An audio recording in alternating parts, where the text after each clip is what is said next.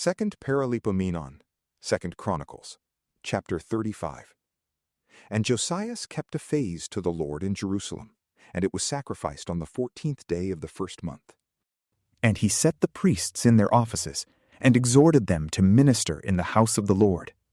And he spoke to the Levites, by whose instruction all Israel was sanctified to the Lord, saying, Put the ark in the sanctuary of the temple, which Solomon the son of David king of Israel built, for you shall carry it no more, but minister now to the Lord your God, and to his people Israel.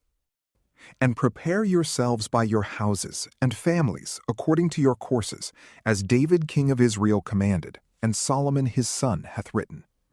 And serve ye in the sanctuary by the families and companies of Levi. And being sanctified, kill the phase, and prepare your brethren, that they may do according to the words which the Lord spoke by the hand of Moses. And Josias gave to all the people that were found there in the solemnity of the phase, of lambs, and of kids of the flocks, and of other small cattle, 30,000, and of oxen, 3,000. All these were of the king's substance. And his princes willingly offered what they had vowed, both to the people and to the priests and the Levites. Moreover, Josias and Zacharias and Jehiel, rulers of the house of the Lord, gave to the priests to keep the phase 2,600 small cattle and 300 oxen. And Chonanias, and Samias, and Nathaniel his brethren, and Hasabias, and Jehiel, and Jozabad, princes of the Levites, gave to the rest of the Levites to celebrate the phase 5,000 small cattle and 500 oxen.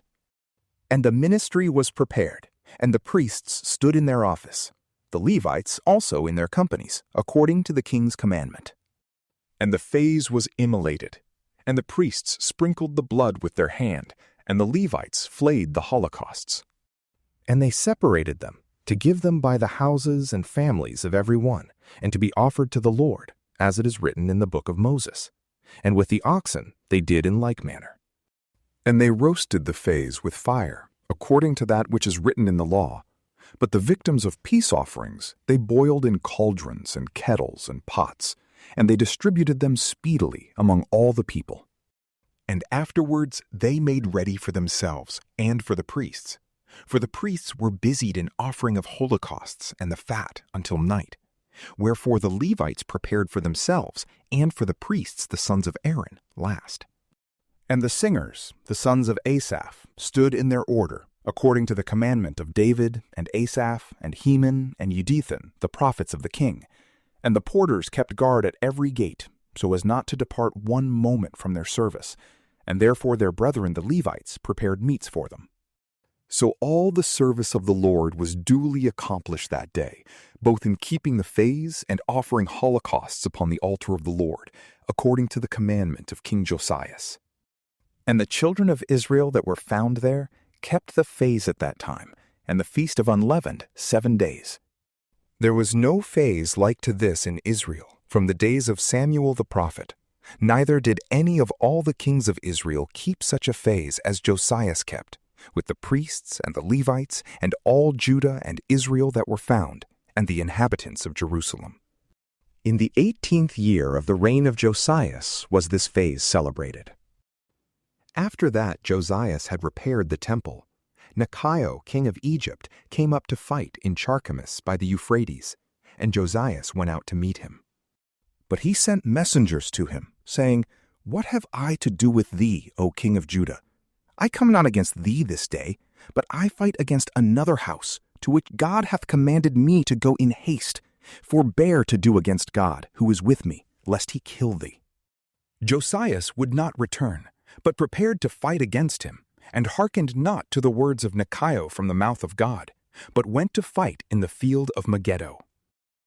And there he was wounded by the archers, and he said to his servants, Carry me out of the battle, for I am grievously wounded. And they removed him from the chariot into another that followed him after the manner of kings, and they carried him away to Jerusalem. And he died, and was buried in the monument of his fathers, and all Judah and Jerusalem mourned for him. Particularly Jeremias, whose lamentations for Josias all the singing men and singing women repeat unto this day. And it became like a law in Israel. Behold, it is found written in the Lamentations. Now the rest of the acts of Josias, and of his mercies, according to what was commanded by the law of the Lord. And his works, first and last, are written in the book of the kings of Judah and Israel. From PrayLamp, peace be with you.